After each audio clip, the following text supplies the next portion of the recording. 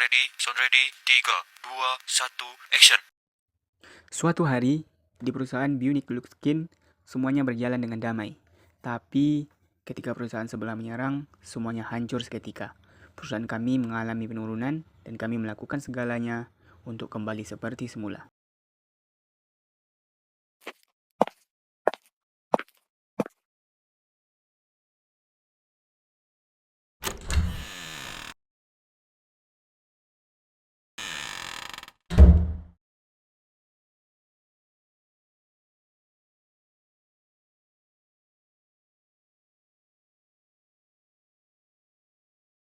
Selamat pagi semua.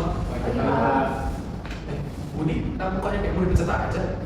Tidak ada berita menarik, Pak. Ya, kebetulan kita ini turun drastis jadi 50% dari bulan lalu. Jadi Pak, beberapa investor kita tuh pada panik. Jadi mereka semua minta penanggulangan atas kerugian bulan ini. Aduh, kalau keadaannya seperti ini Pak, kemungkinan besar kita bakal kehilangan investor dan sponsor lainnya Pak. Aduh, kalau begini lagi yang sialan, ini pasti gara-gara perusahaan sebelah itu yang melakukan sabotase belakang kita. Tanya produk sekarang. Lama, apa yang jadi ini, Bos? Setuju. Pasti ini nggak lanjut sih Pak. Kalau itu ada riset dulu data research kita. Mungkin kita harus kerjain seperti apa sih Pak? Atau kita ngelakuin promosi apa gitu? Macam ini Pak. Saya sudah ada memikirkan sih untuk merilis produk baru untuk batch kali ini. Cuma kita belum ada info langsung dari pihak Benefactor. Aduh, bisa. Sini biar kami kontak mereka. Tunggu. Biar aku aja langsung nelfon mereka.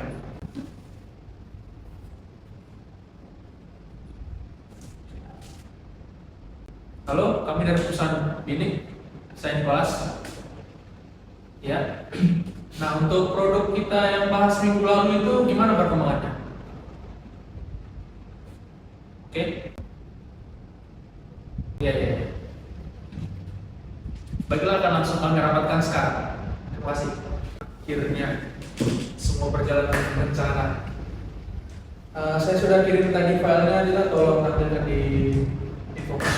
Baik, Pak.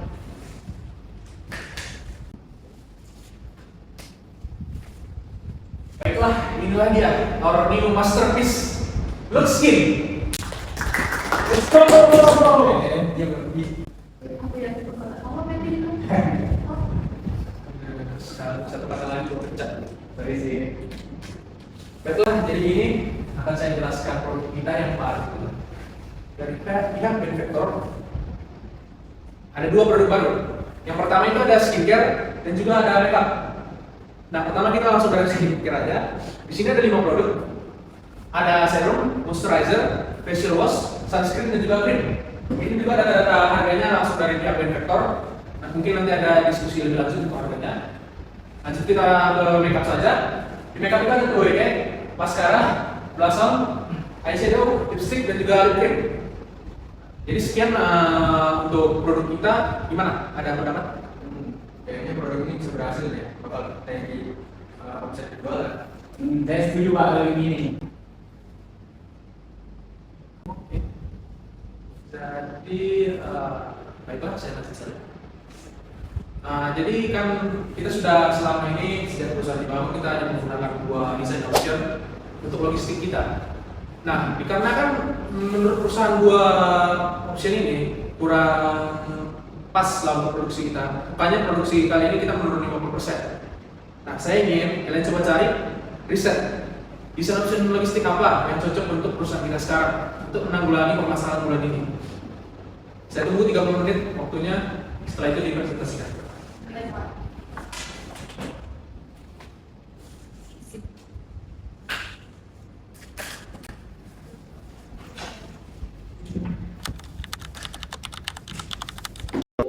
A few minutes later. Oke, baiklah, harusnya waktunya sudah cukup. Inilah tolong tampilkan pertanyaannya.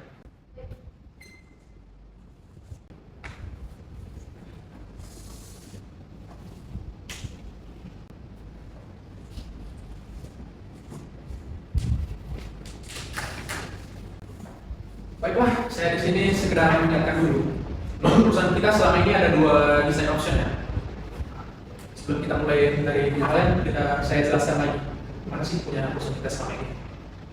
Di sini perusahaan kita ada dua. Yang pertama itu ada distributor storage last mile delivery. Gimana sih cara kerjanya itu? Jadi dari pihak manufaktur melakukan distribusi, kita distribusikan produk ke pihak gudang distributor. Dari gudang distributor dikirim lagi ke gudang distributor lain di distrik-distrik di mana produk kita ini nanti akan dijual. Nah, sudah sampai ke sana, disitulah ada proses kita menggunakan kurir-kurir untuk langsung kirim ke customer. Untuk kelebihannya itu proses pengirimannya cepat. Kenapa? Karena kita sudah melakukan pengiriman duluan ke gudang distributor di distrik-distrik tersebut.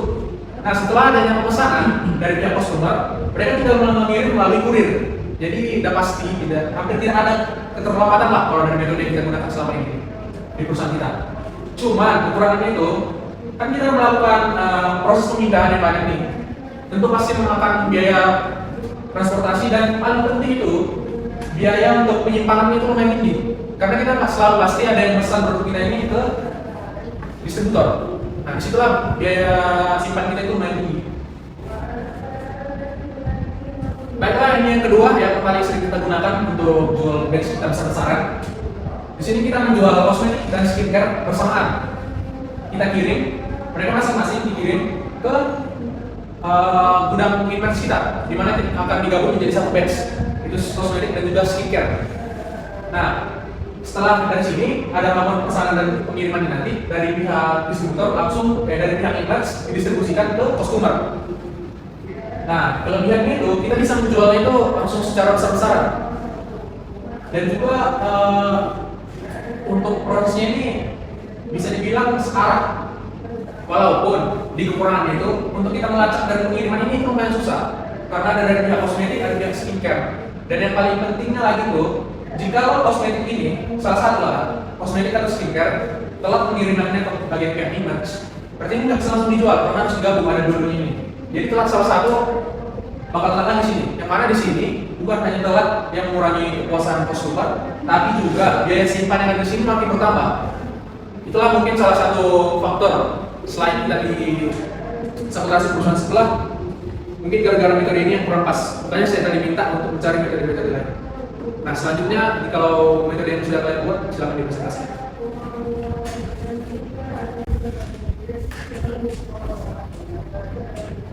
Selanjutnya adalah metode dari manufacturer storage unit shipping or dropshipping. Jadi ini gambar alurnya di mana si pembeli ini memesan secara online, lalu admin dari toko kita sendiri yaitu mengirim ke pabriknya, pihak pabrik. Lalu pihak pabrik ini mengemaskan produk. Setelah itu pihak pabrik ini mengirimnya ke customer. Jadi barang ini tidak lewat dari gudang ataupun dari toko kita sendiri, tetapi dari pihak pabrik tersebut. Nah, kelebihannya itu ada biaya rendah, yang dimana karena tidak butuh gudang atau stok. Terus risikonya itu lebih kecil karena tidak ada kelebihan maupun kekurangannya dari stok tersebut. Lalu ada lebih fleksibel yang dimana bisa menjual banyak jenis produk tanpa harus menyediakan itu sendiri. Terus kekurangannya itu pengirimannya itu terbatas. Terus untuk pengirimannya itu bisa lebih lama kalau dari metode ini.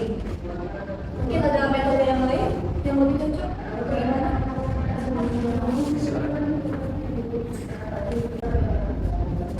Jadi kalau menurut saya ini ada metode manufacturer or distributor storage with customer pickup. Jadi dari pabrik kita nih kak, dari pabrik kita nih distribusikan ke gudang distributor. Nah setelah itu si customer ini langsung melakukan pemesanan itu langsung ke distributor kita kak. Jadi terakhir itu kita menyimpan produk kita di gudang distributor. Nah setelah dia melakukan pemesanan, kemudian dia bisa datang langsung ke distributor kita untuk mengambil pesanan dia tersebut.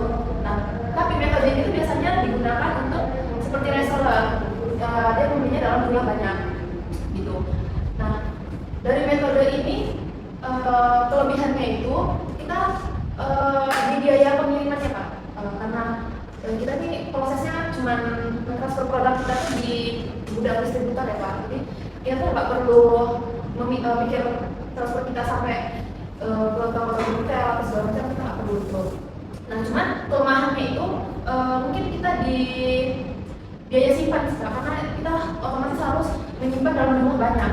Karena biasanya kalau reseller itu kan pesannya langsung banyak kan Pak. Dan dari itu pun kita nggak bisa memastikan kalau si customer kita tuh bakal pesan tuh secara terus gitu. Dan mungkin di biaya simpannya ada kalau metode itu pun mahal. Terus itu aja saya katakan. Apa metode selanjutnya?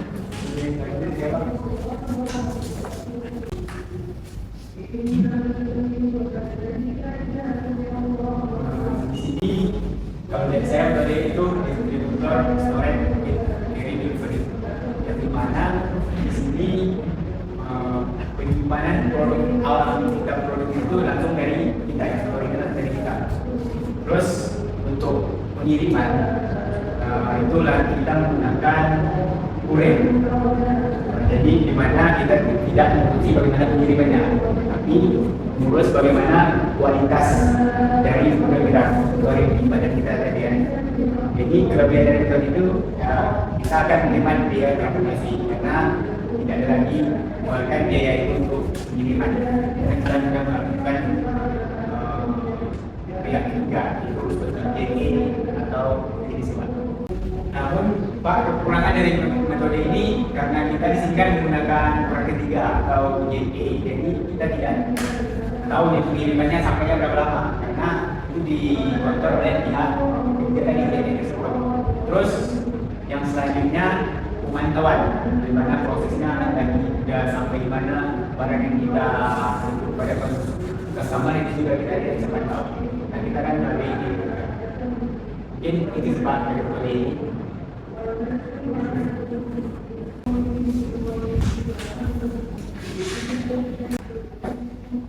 Di sini saya menggunakan retail storage with customer pick up, di mana barang itu bakal kita simpan dengan sesuai kapasitas di toko retail itu sendiri Pak.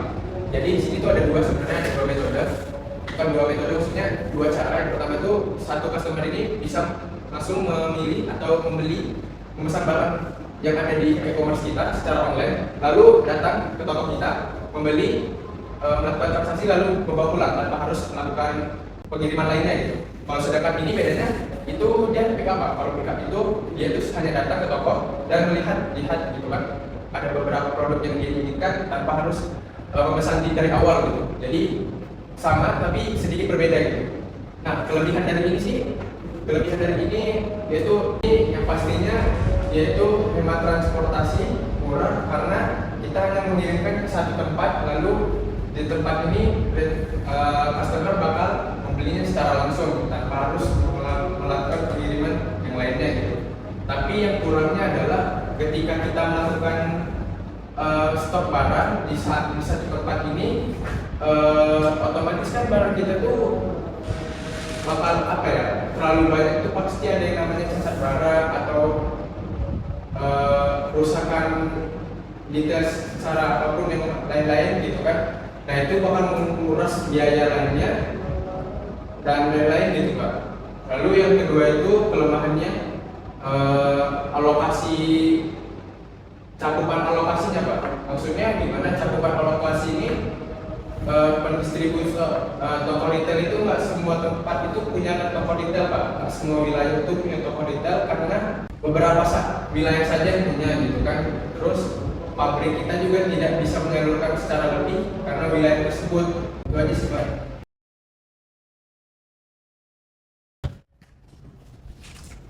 Baiklah, sebanyak yang tadi sudah dijelaskan, memang saya lihat ada yang bagian plusnya, cuma ada bagian minusnya. Maka dari itu mungkin untuk rapat sekarang saya simpan dulu, akan saya rapatkan lagi dengan petinggi-petinggi lain untuk dicek yang mana yang lebih cocok untuk perusahaan kita. Baiklah, terima kasih atas waktu rapatnya sekarang. Saya akhiri.